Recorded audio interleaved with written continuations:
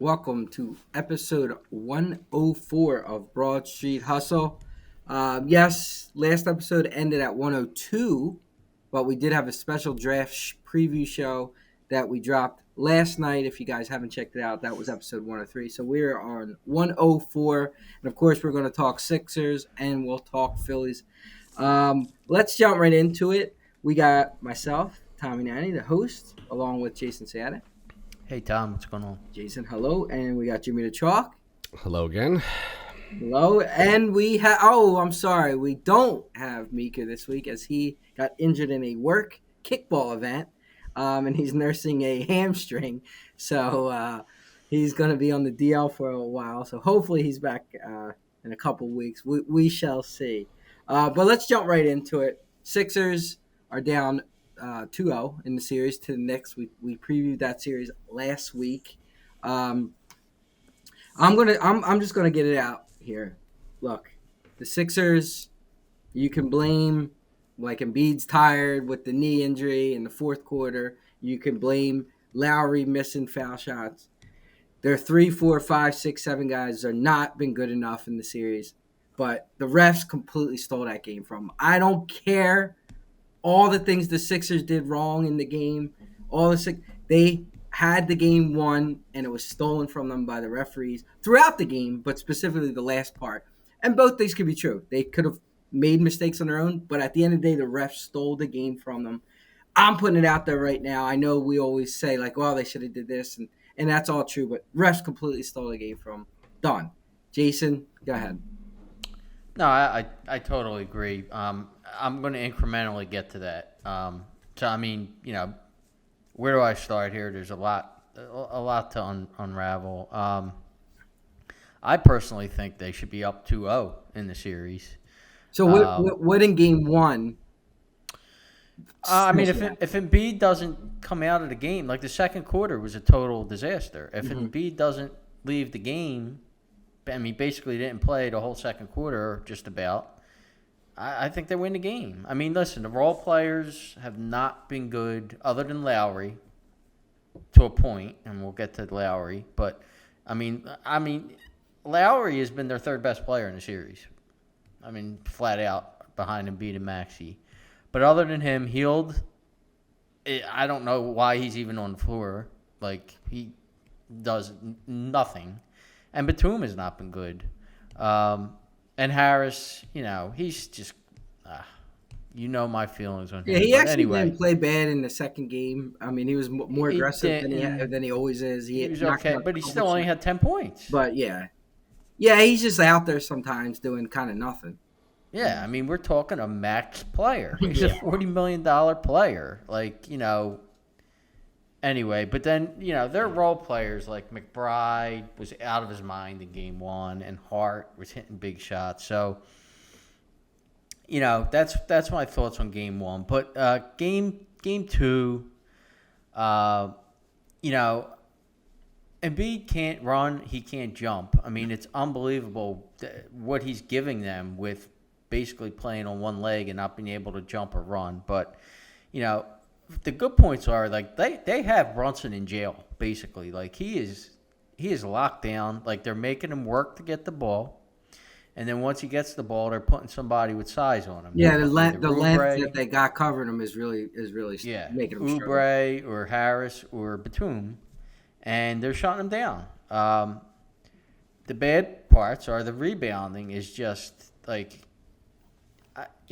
I know there was some talk of, like, playing Reed with Embiid at some point. You might have to. If Embiid can't run or jump, right, he's grabbing as many rebounds as he could, but he can't do it on his own when he's hurt. Have nobody else that rebounds. Maybe you have to throw Reed in there at some point, at a crucial point in the game where, you need a board. But the Knicks role players are just, like, outplaying the Sixers role players at this point. I mean, Hart and Hartenstein. First quarter, Hart was outrageous. Game two, but then he slowed down. Yeah, the second half he was kind of. He became Josh Hart again. In the second half. You could tell, like, And Hartenstein in game one was awful, but he played very well in game two. Yeah, he played good in game two. Now to end the game two, so let's get to that. Again, I don't want to kill Lowry because he's 38 and he's playing too many minutes, and he has been their third best player. But he killed them missing those 2 free throws. Like, if he makes those 2 free throws, they win the game. And he didn't. Okay, fine. The timeout at the end after Brunson's 3, he's the one that's got to call. Yeah, a lot of times you see the inbounder make the timeout. He's got to call timeout there. Nurse tried, and they ignored him. Right? He tried multiple times, and then again, like you said, like they held Brunson held Maxey, Hart fouled Maxey. Like Maxey got fouled at least 2 times. He literally was tackled. I mean, he was tackled. Yeah, and they got no calls there, and then 2 more things, and then we'll throw it the chalky, but Batum. At the end of the game, like he totally didn't box out at all, and in comes Hartenstein flying in. If he boxes out, Harris grabs the rebound there, right, and the game's over again. So Batum has really let them down in this series, and then Maxey's been great. I just don't like Maxey's, and again he's young and he's just learning the position. I don't like how he distributes the ball, right? There's 2 plays I'm gonna call out. The one where he got blocked by Hartenstein, okay, he's being aggressive and he's trying to score, but if he kicks that ball out, there's somebody going to be open for an open jump shot there. Maxey's still more so when he goes to the net, he keeps the ball staying in his hands. You don't usually see the kick out pass and stuff like that. And the last play of the game, when he forced the ball to Embiid, Batum is wide open. Yeah, it was. Batum is wide open. I mean, first of all, he should have took the shot before that's getting past to Embiid there. He looked like Embiid's their best player, so I'm looking, and he just tried to force the ball at them. And there was another play Maxey played where it was maybe a little over 2 minutes, and he got the ball and he ran down he tried to beat the Knicks down the court, and he lost the ball out of bounds. That was a 2-second possession. No, it was just like a waste of. You could see he was out of control. Just pull it back, stop the drive, pull it back, and start over, and use the 24. Yeah. So I mean, but he played out of his mind too at times. He did, I'm just pointing out why reasons why they lost the game. And one other thing I'll throw in is my X factor. I read today is ready to play in Game 3, Melton, and I think that's going to be huge because that's going to take minutes from Lowry. And it's going to allow guys like Oubre, because Oubre's been totally non-existent offensively in this series. Yeah. So now if Melton could take over, the hound and the Brunson, now Oubre could focus more on scoring. So I think that's pretty big. That's a good point. Chalky, how about you so far, the 2 games? If you would have told me that really Embiid and Maxey would be the only consistent players over the 2 games, and then Lowry played well Game 1, and he's out there hustling, but he only scored 6 or whatever in Game 2, or didn't give him a ton of points. I would have thought they would have lost both games in much more, maybe a blowout or at least dominated. And that's what's kind of frustrating about it in the end is take away the fact that the last minute and the calls and whatnot. It's that is it reasonable to say they should have won both games? Maybe not, but you definitely had a split there, and there wasn't anything that says this Knicks team is that much better than the Sixers, in either of those games. But like you said, look, the NBA put it right there in the 2-minute report. Like, was the game still, it wasn't like it was the last play of the game and the refs did something that allowed the Knicks to get a bucket to win. But, if the Sixers were, I would like to see the live odds or probabilities as that went down, because if the Sixers were 80% inbound in that ball, not calling the foul might drop them to 55, and then you could still win the game, and they didn't box out, and they didn't, they let DiVincenzo get 2 shots off, but, it drastically impacts, if they call a foul, the Sixers are probably 90%, 98% to win the game at that point, or even if they give them a timeout, it's going to be 80 or 90, because even if they turn the ball over in the same way, you're on the other side of the court, so maybe the Knicks get a fast break and go for 2, quick bucket. Unless you get a trailer coming, you're not going to get a chaotic setup like they ended up doing. And but look, there were plays missed in the last minute that the Sixers didn't make, and after the Lowry missed the second free throw, on the eventual possession where Brunson hit the bounce in three is Lowry got the ball away from Brunson and had it underneath him. He was trying to go for it, and somehow DiVincenzo, who was like the farthest guy away from the ball, ends up with it to keep that possession alive and gets it back to Brunson to hit the three. So whether the team is gassed, I mean, obviously Embiid is gassed. Embiid doesn't have his legs. He can't jump with the knees or whatever it is that he's missing plays at the end of the game, or they're just tired. They could have still won that game with the atrocious calls from the refs, but it's just frustrating when if refs are going to be bad at times, we know that. And if you're consistent about how you're bad, I have less of a problem with it because a player can adjust. But when you look at some of the calls that like Brunson got, where he did the old Trae Young, like stop and lean a little bit. And it's there was a call that Harris got called on where he jumps. He's straight up in the air with his hands. You can't play defense any more perfect. And they called a foul. Yeah. And I mean, it was just ridiculous. And on the rebounds, they were rebounding well. They also hooked and grabbed on every single rebound. I mean, the Sixers, game one was, bench points and transition baskets and offensive rebounds. That was the difference plus some for the Knicks. Game two, the Sixers kept them off the offensive boards for pretty much the first 3 quarters, and it was the fourth quarter where they started getting killed.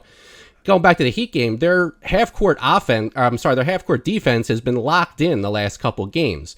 Where the Heat killed them, where the Knicks killed them in game one, where those transition buckets, and then game two, the offensive rebounds in the fourth quarter gave the Knicks the additional chances to go ahead and eventually win the game. But and then you got like the second challenge on the Lowry call where it's like, oh well, he impeded Anunoby. Well, that gives Anunoby the right to put him in a headlock and go around him. Like, I mean, come on, like. And there was a couple challenges that they messed up. They challenged it and had the wrong call. Yeah, it sucks that you have to talk about it like that. And again, it's not the only reason the Sixers lost, but obviously, had they been called the way it should have, then they probably still get away with a win there. And if it's not the end of the game, if it's like throughout the game, the refs, and you can bitch about the refs. Yeah. But this was a direct. It was like the Eagles, the holding call, and it's when a game is dictated by the referee missing a call. Where if that call is not, goes the way it should have, and the team would have won, then you have to say it's on the refs. Yeah, absolutely. How is there none of 3 referees are able to see the coach trying to call timeout on inbound? Before, all right, it's the end of the game. Make sure we're looking for timeout. Like the officials get together and huddle, and that's the thing. I mean, he's standing at him. He hesitated a little bit, and that to me, that if the ref caught that, he might have paused, and then Nurse should have just walked out on the court and call tech on me if you want. I mean, it's second guessing, and he knows that now. But the timeout still should have been given. Yeah, he's calling a timeout. I mean, the guy, like, what else? But here's the thing. I will say, I watched the film of that last, and for the night, I was pretty mad. But so I watched it that night before I went to bed, and it wasn't until the next morning that I was watching the wrong coach on the sideline. Yeah, because they all wear stupid sweatsuits. And I didn't know who. I thought Nurse was the nerdy-looking guy with the black sweatsuit in front of it, but he was off to the side. It was the other nerdy-looking guy. I'm not saying that's what happened. You got a point there. But you got a point. Maybe they didn't see him because or wear a different color. I don't. I mean, you don't often be in black. Or I swear, I was texting you guys at night, and I said no. And Nurse is making it up. I watched the film. And then I saw the still shots, and I rewatched it. I was dead watching the wrong guy because it's a faraway shot. Yeah. I mean, like I think I said this in the text too. I mean, Tibbs is easy to see because he looks like Quasimodo walking around with the hunchback. So okay, you're going to know he's the coach, whereas Nurse might blend in a little more with some of the guys. But they still had chances to win. And look, I don't fault Maxey on the play where Hart, look, he makes that move all the time. He got in front, and maybe he was half a step slow because he was sick. And Hartenstein made a good play to get the behind. Honestly, with the way the support that the other guys have been giving him, I wouldn't. Who are you going to kick it out to and have a trust that you're not going to? But I would Tim trust Vince has Batum. shot. But I mean, maybe. But that's a play I mean, Maxey Hartenstein makes made a nice every play. game. He's made it in that game. Like if I'm Maxey, I'm trusting myself. I'm getting to the cup, and this guy's not going to come behind and Hartenstein get made me. a really nice play. No, I mean, Hartenstein made a that great was play. not- Like that's But look, I don't think they're out of the series. I mean, 4 out of 5 is going to be really, really tough. But it's not like they were dominated. That's the recap of the two. So yeah, where do we go from here? So we got a game tomorrow night, and man, I maybe the NBA is always like this, but it's like a 10-point swing in the line based on if you're home or away. I mean that's crazy. I mean the Sixers are now like 4.5 favorite. They were a 5-point favorite underdog on the road, which is just crazy. The swing. But so Chalky, you start off. Go ahead. You started to allude to you don't think they're out of it. What? Yeah. Where do we go from here? I don't think they're out of it. I think you're gonna. I mean, if you don't get any support from your role players, it's going to be tough to win the series, bar none, because our stars are outplaying New York stars, but they're getting enough consistent contributions. You know, Bogdanovich had 12 or 14 in the first game, hit a couple big shots game 2.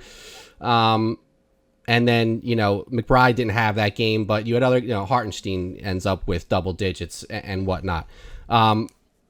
So, I mean, they're saying the right things. Embiid's body language was poor, but he's also dog tired and he's hurt. So the fact that he was saying we're better, we're going to win, but he had his head down doesn't bother me because he was saying the right things at least. I think, look, Melton, like Jason said, it looks like he's going to play. And I'm not going to hold out too much hope on him being the actual difference maker because he's played 7 games since January 1st. But if he can give you 15 minutes, which he hasn't played more than 20 minutes since, start of February, that's less time. Lowry's, again, playing 30-something minutes a night. And that's a big part of it. It just takes minutes from other guys. So, if you don't have really one on the court. No, and I mean, obviously Maxey played, so you want to use him as, but and I think Nurse is one's to tend to maybe not be as forthright with his comments pre and post game, but Nurse is talking about we're going to have to be relying on Campaign more tonight, and Campaign didn't get in the game, and Maxey played 44 minutes. Like if dude was sick, give him all, but that's a lot of time to play. And that third quarter, like he was non-existent because I'm sure he was tired, and he picked it back up in the fourth. I think, I mean, they've done a good job on Brunson. I mean, if the series goes long enough, Brunson's going to have a big game or two. I don't think you can completely shut him down. It's a matter of he goes off. Can you limit everybody else? I think I don't think they're getting swept.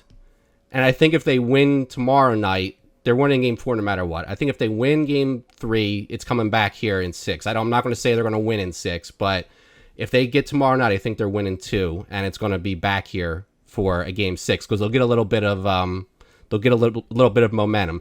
And I'm going to trust Nurse to hopefully make some adjustments. And I mean, again, he's not getting out coached by Tibbs, but Doc was able to pick up some of these games after being down 0-2 in series and losing 2 in a row. So I got to have faith in Nurse being able to make some adjustments. And maybe the major thing is the health of the guys. Embiid, if he's not, if he can't move, or if Melton gives you 5 minutes and gets hurt again, then, maybe all odds are off. But I feel like they can get back to 6. Yeah, no, I mean, knowing the NBA, the Sixers are going to get the calls. Well, they should publish the referee report or whatever chart that was that the Knicks put in the media guide or whatever on the. They're getting some calls coming. Yeah, just don't put Tony Brothers on the crew the next 2 nights. How about you, Jason? We still, I mean, your original was Sixers in 6. Is that on the table still, or? I don't think they could win 4 in a row, but I do think they could win. I mean, I think I don't know how many adjustments Nurse has to make because I think everything he's done pretty much has worked, right? Now, the one thing you can point to is the rebounding. So maybe he's got to make an adjustment with, getting Reed more minutes, right? But other than that, I don't know about Brunson having a great game. I think they are just locked in on shutting him down. They also think you're starting to see why the 6-foot guards don't necessarily have a big impact in the NBA these days in the playoffs. They're regular season players, but in the playoffs, they're not what they were in the regular season. I just don't think that I don't think Josh Hart could keep up doing what he's doing, right? they're going to continue to leave him He open. can't, but he's extremely streaky. Look at his 20-something games getting traded to the Knicks last year. He shot like 55% from three. Yeah, So he's got these streaks that can go. But so he had 2 games of streaks. you saw it, right? So yeah, he could be dead for 2 games. Said he dropped off in the second half a lot too. Yeah, he scored. He I don't think he would have hit a shot in the second half. He didn't score in the second half. Yeah. So 31% 3-point shooter. They're going to continue to leave him open. They're going to continue to say, "Go ahead, Deuce McBride, throw up your slop and see if that goes in." Hartenstein's a decent player. He's good, right? So that drop shot that he was hitting, he could hit that, right? But they're going to continue doing what they're going to do with Brunson. They're not going to let Brunson beat them. So I think it's a lock that they win and cover tomorrow night. Like, there's no doubt in my mind. And then I see Game 4 scares me. Like, it's an afternoon game. Like, that's the game that scares me, right? If they win that game, I think they could win in 7. If they don't win Game 4, then they're not winning the series. Game 4 scares me. I actually have them winning tomorrow night, and I think they're going to lose on Saturday and ultimately lose in 5. But part of me is that I'm just not convinced Embiid's even finishing the series. I'll be honest with you. I mean, I could see him missing Game 4. Here's the thing I think with that. Like, I think his knee is sound. I think it's scar tissue and it's pain that he's just got to play through. I don't think he's not going to play. Yeah, his knee's sound. He ain't going on the court with the possibility of his knee being wobbly. I mean, no. It's just he's got to play through pain. So I don't, unless somebody, falls into him and he hyperextends his knee, I think he's going to continue to play. And he's just not going to be 100%. I hate the way the NBA strings the series out, but in this case, I think it plays to his advantage because you got 2 days between games 2 and 3, and you got the extra because it's Game 4 is Sunday, so it's the early game. But I mean, you're off Friday, you're off Saturday, so it's a little bit of extra rest, which at this point, their best guys need. Yeah. Right, Maxi's sick, so he'll, I'm sure he'll be better. And who knows if Melton might leave the game in a wheelchair tomorrow night? I don't know, so. Who knows? Yeah, he'll need time between games. And Lowry's 38, so the other thing with Embiid too, and I think, I didn't get to watch the first half super close because I was out for a while on Saturday, but. It's pretty clear, I think, that he got scratched in his eye in the first game, and that's bothering him a little bit, too. So he was pawing at his eye, and you could see he had a mouse under his eye.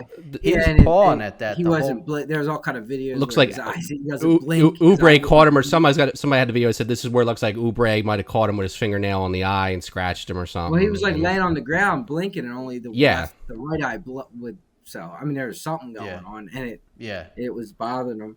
All right. I mean, there's anything else before we move on to the Phillies? I know we're trying to keep this show relatively on one thing I'll say is keep an eye on the spread in Game 4 because tomorrow night's spread just points to the Sixers. Yeah, right. Is that why? Is that Thursday? It's not going to be 4.5. You don't think? I really took me by surprise. Sunday, you mean Sunday? Or Sunday? Yeah. Well, that's what I'm saying. Yeah. Sunday won't be as high. So now if the spread's 2 on Sunday, you know what I mean. Now, but if it's 4.5, what's the reason for that? Just because it's the first playoff game, that referee thing, it's home, it's just. I mean, I think part of it is they're going to get calls. They're home. Down 0-2, so they got more to play for. Down 0-2, their backs are against the wall, and I think Vegas is coming around to the point where it's pretty much been an even series, right? It should be 1-1.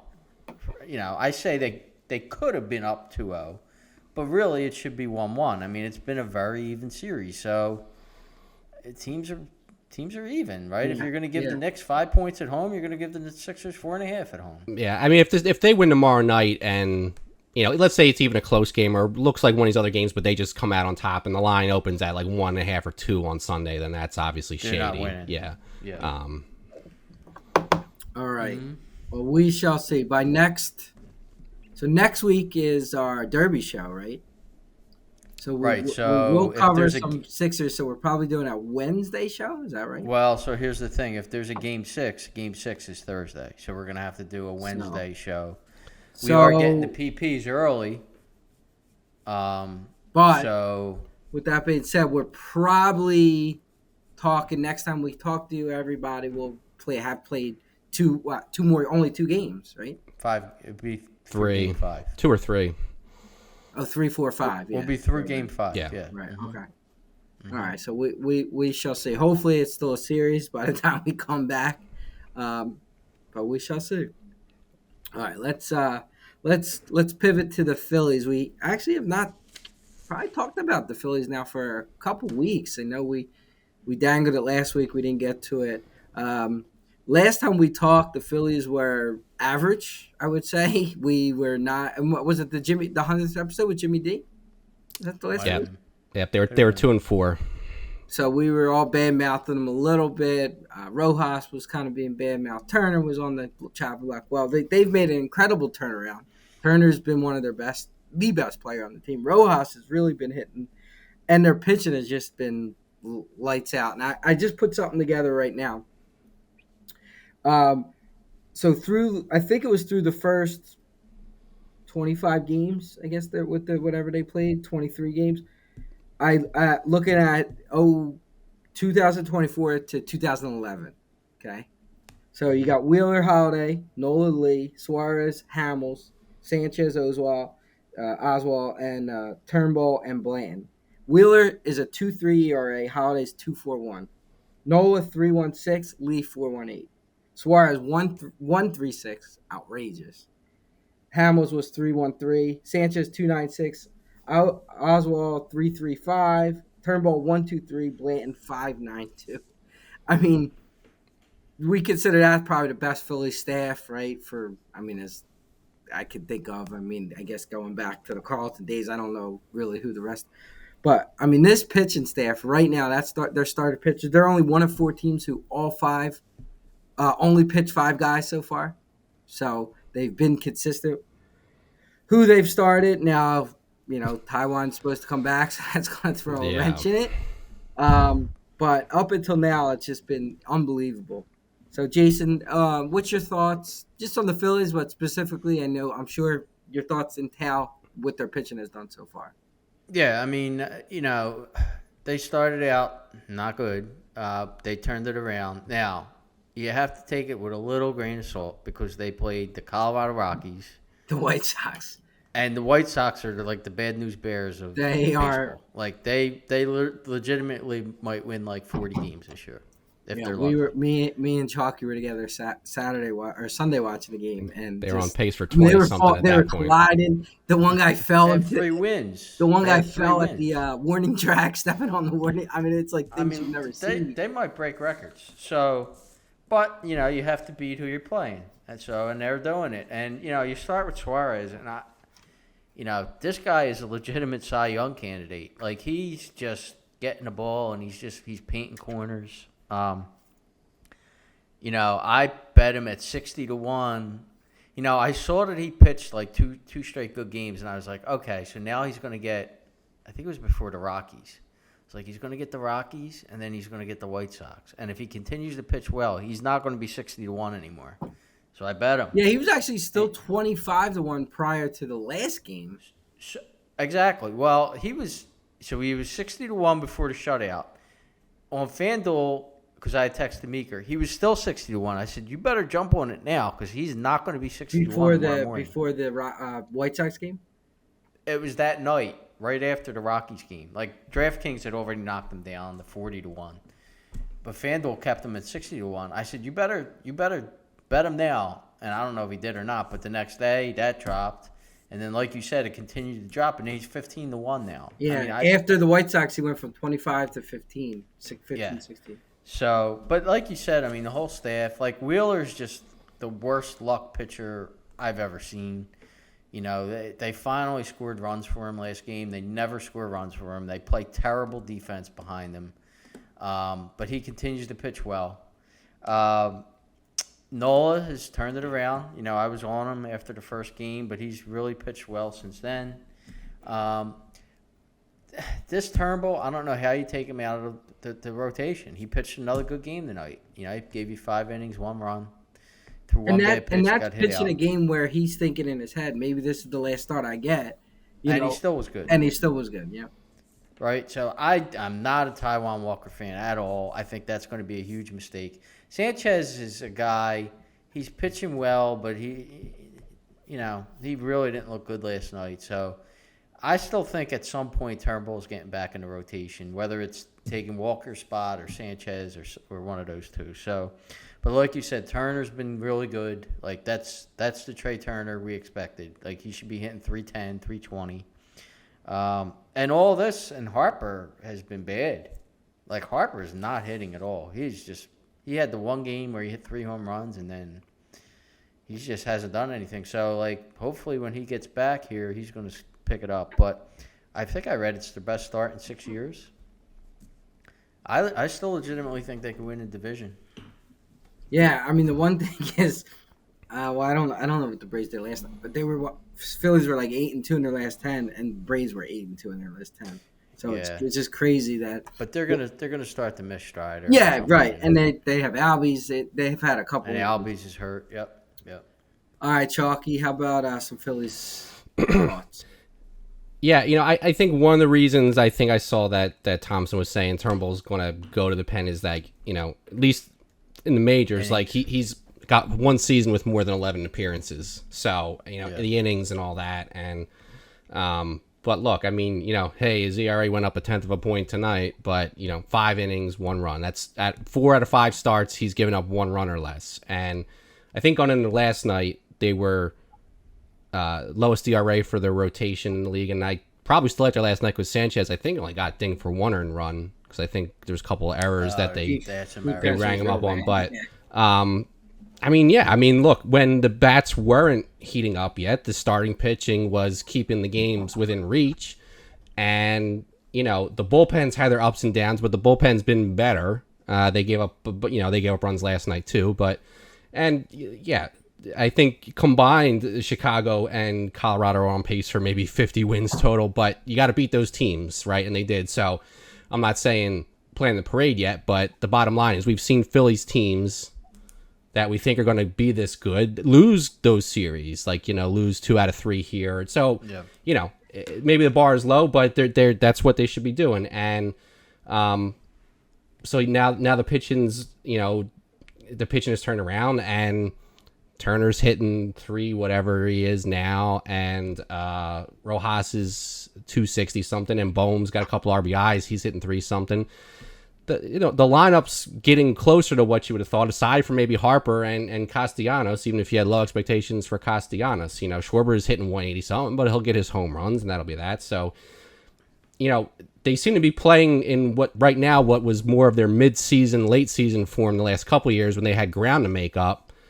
If they don't win the division, oh well. But if they're playing like this, they were, they're second or third most wins in the league right now. They've played maybe a game or two more than some teams, but they have, Atlanta's really, really good, and they haven't slowed down yet. So if they end up with the second most wins in the NL because Atlanta wins the division, I'm not going to complain about it like going into the playoffs. But that's a long way away. Yeah, I mean, we're still talking. How many games did they actually play? 24. I think it's maybe a little more than I that. believe they are 26, maybe. 26. Yeah. So what's that divided by 162? No, 16%. 24. Yeah, 15-9 going into tonight. Okay. Yeah, so they played like 23% of this, or 15% of the season, right? So far, I mean, you just look around the league, like Boston's playing well, Kansas City's playing. There's a lot of teams that like Pittsburgh. Started to come. Yeah, I think they're 500 now, though. I think they. Yeah, Pittsburgh went on a bad streak. Yeah, but yeah, so there's always these teams that like go back to the saying the back of the baseball card. So, so it's early on, but yeah, it is promising because we like I said, the episode 100 we had nothing good to say. Jason, you were remarking about Hamill's contract being like we're stuck. we just signed this guy. Nola. Or yeah, Nola contract and like Turner's so a lot more positive. I complain more so like I think they're fine, but they're not fun to watch. And now they're fun to watch. I mean, I gotta. Well, I'll tell you what. If Rojas is going to hit 260, he's not coming out of the lineup because he's one of the best defensive outfielders I've seen. And Rojas, his at bats have just gotten so much better than they were when they said Turner basically, I think, pulled him into the batting cage one day, and I guess that helped him. Yeah, he's starting to flash his speed now. And of course, he just lets him a ground rule double. Well, I mean, it's a tough catch, not his fault, but he brings us Dominguez. Yeah, Dominguez comes in. He still stinks. Walks the first he still guy. Stinks. I mean, Rojas, like, if he's going to hit 250, he's going to stay in the lineup. Yeah. Because, no doubt. No, I mean, besides they got a little bit of an issue with Castellanos. I mean, no doubt. God. That's your one guy that. Like, when is he going to come out of it? Like, what is going on with him? Like, you don't expect him to get a hit when he's up. That's correct. Yeah, I'm surprised when he gets it, especially like he got like a 2-out hit, a 2-out RBI, and I was literally feeling no power. I mean, he hasn't been hitting with power at all. I think he's the 5th worst slugging percentage of guys. He's got one extra base hit, I think. Yeah, he's got one or something. So that's a problem. Now he'll turn it around. He'll get hot at some point, but and he's untradeable. Nobody's taking him with that contract, so you're stuck with him. But this Dominguez, like, why is he bringing him in? Like, at this point, he should be like, he should be picking those five when you're up 5 in the 9th. That's the game he should be pitching. Yeah, he just like he don't throw strikes. First of all, no, he's not gotten back to what he was.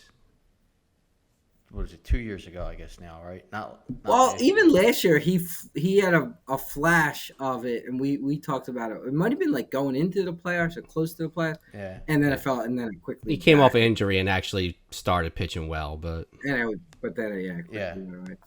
I mean, even to be honest, even the year before, like, he really had fallen off, and then they brought him into that Cardinal series, if you guys remember, and he just like mowed them down 2 straight innings. And then that was the start of him being untouchable in the rest of the playoffs that year. So, yeah, I don't. His seems like he's another streaky guy. And it's like confidence. Guy. It's like sometimes he don't trust. It's confidence. He don't trust certain pitches, and he starts to. But anything else, Phillies, or you guys got any bets or anything you've been keeping an eye on? There's some hockey being played. I don't know if you've watched any of that hockey. I mean, I know like a couple of bets that I gave out have like been for baseball awards. Like, I pretty much think everybody I gave out for Cy Young in the American League is like top 5 right now. So like, and then I was like talking to Chalky before, and I believe I gave this out on the show. Like, Ellie De La Cruz was 120-1 to win MVP, and he's now 18-1. So, and I didn't give this bet out on the show, but I did hit Naz Reid to win the 6th Man of the Year at 55-1. So those bets, and he just gave up the lead, Dominguez. Unbelievable. Anyway, so those bets, I just keep adding to them during the year. Like, if somebody gets hot, like, all right, if they drop from 100-1 to 50-1, there's still value. Right? Yeah. So.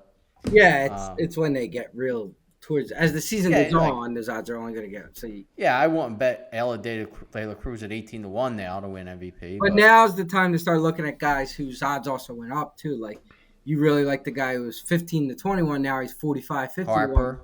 Because because something happened. All right, and then just a quick one because this is quickly becoming a golf podcast. I would say Scotty Scheffler wins again and shows complete dominance after showing up on Wednesday, playing a bad round I think on Thursday, or might even Thursday and Friday, and then Saturday just lighten it up and finish it off. He's just untouchable. And we have our PGA show coming up in a couple weeks, so it's something. I looked for I couldn't find it on DraftKings usually has the biggest menu, but I looked for.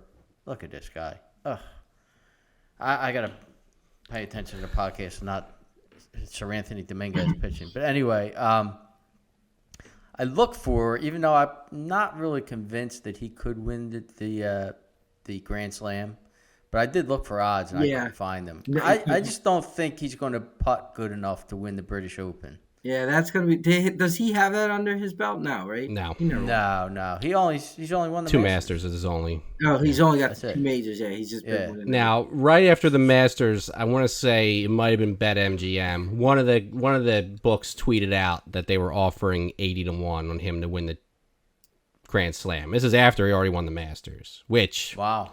I mean, realistically, if you were just to parlay in each that's one, you're not going to get 80-1. I don't think, because he'll be 4-1. Nah, in the US Open. that's to entice you to make the bet. I mean, they know it's. I mean, the true odds may be 160-1, right? Let's just say. But I mean, if he wins the US, he'll be, or I mean, if he wins the PGA, he'll be 4-1 or less at the US, and then he'll be still won't equate to 80-1 with the British Probably Open. 5-1 in the British. Yeah. Yeah. So, agree.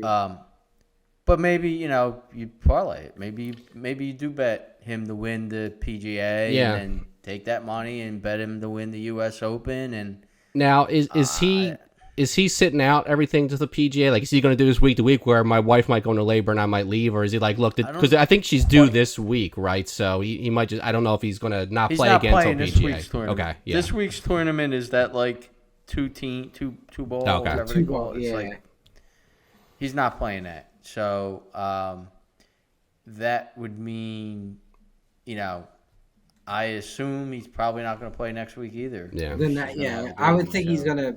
I mean, there's 3 tournaments prior to PGA. No, Two before this week, next week, and then PGA. Yeah, so he probably will not play again until. I'm telling you, he didn't come to the golf course till Wednesday this week. The RBC, that's unbelievable. And then played, and then did like a quick practice. And I looked at his odds, and I was dumb, and I actually had the bet in my thing, and I decided I was. He was gonna put actually him with going into Verstappen. the last round. He was like minus 137. Well, no, I'm talking like he was early Saturday. I think he was like 4-1. 8-1, wasn't he? At one point, I saw him at 4-1. I don't know. He might have been 8-1. I think before his round started, he was like 8-1 because he was way out of it. Because the Verstappen race was that night, and I was going to put them together, but Verstappen already won the pole position, whatever it's called, so he was like 11-1. So I just didn't put the bet in, and then I just should have, because Scheffler at 4-1, he was within like 3 or 4 strokes, and he's just unbelievable. He's just unbelievable. Yeah, he's just unbelievable. I mean, we were watching Saturday, and then we'll wrap this up. He said it was hole 2. He like walked around. It was a chip. It was for an eagle. He walked the green, looked, talked to the caddy, walked behind the green, walked that slow. And I'm saying that to Chalky, I said, what is he do? He's doing all this. He's gonna put it 2 inches from the hole. Like, just hit this shot. Instead he hits a perfect shot, bounces short of the green, right on the green, and takes the slope right into the hole for an eagle. This is the great. And it's hole 2, and you're like, it's over. The tournament's over. Yeah. I heard one guy saying that like he might be playing better than Tiger Woods did, because back in the day, like Tiger Woods only basically had like 3 or 4 guys that were really good back then, right? Mickelson and you can like the live stuff though. Yeah, live hurts, but and he's only won 2 majors. Let's see how he does in these majors with all the live guys and all. Be real pure. Yeah, so but next week's the Derby show. Yep. So next, the Derby show is I guess it's going to be Wednesday, Thursday. So just look out for it. I don't think we don't have a. We getting guests, or how's that going to work? Any guests? We'll have to see. We might have Jimmy D on site in Kentucky, but it may come down to the actual day we need to record if the Sixers extend the series. Yeah, and then we're working on some things we haven't seen. I have not heard yet. But that will be episode 105, Kentucky Derby. We will also talk Sixers, so probably be a little bit of a longer show. So stay tuned. We always put the breakdown of the show, so if you just want to hear a certain segment, you could always skip right to it. But this was gave up the lead. episode 104 of Broad Street Hustle as Jason continues to badmouth the Dominguez. What I already pulled him out Yeah. of the game, but now they just gave up. We couldn't even get to the end of the episode and the Phillies stink again. So yeah. Yeah, it's just when we do the Talk Phillies on the podcast. Episode 104 Broad Street Hustle. Have a great night.